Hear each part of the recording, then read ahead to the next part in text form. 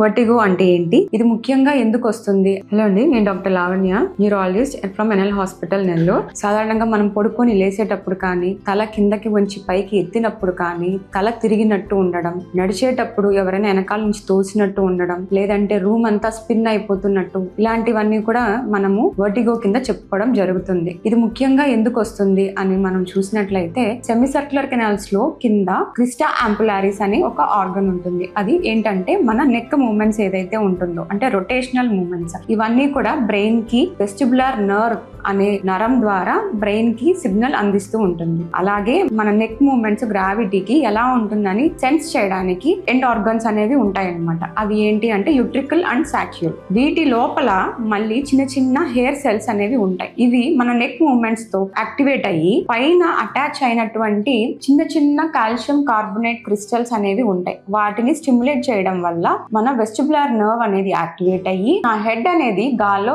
ఏ moment లో ఉంది అనేది కంటిన్యూస్ గా బ్రెయిన్ కి అలాగే కాళ్ళ నరాలకి సిగ్నల్ అనేది వెళ్తూ ఉంటుంది. దాని వల్ల మనకి బ్యాలెన్స్ అనేది మెయింటైన్ అవుతుంది. సో మన బ్యాలెన్స్ ని బేసిక్ గా మెయింటైన్ చేసేవి ఏవేవి అని అంటే చెవి, అక్కడి నుంచి వచ్చేటువంటి వెస్టిబులర్ నర్వ్, అక్కడి నుంచి వెళ్ళేటువంటి మెదడు యొక్క కాండం, చిన్న మెదడు అండ్ బ్రెయిన్. సో ఇవన్నీ కూడా మన బ్యాలెన్స్ అనేది మెయింటైన్ చేయడంలో సహాయపడుతుంది. వీటిల్లో ఎక్కడైనా ప్రాబ్లం వచ్చినట్లయితే మనకి తల తిరుగుతున్నట్టు, తోసేసినట్టు ఇలాంటివన్నీ కూడా చూస్తూ ఉంటాము.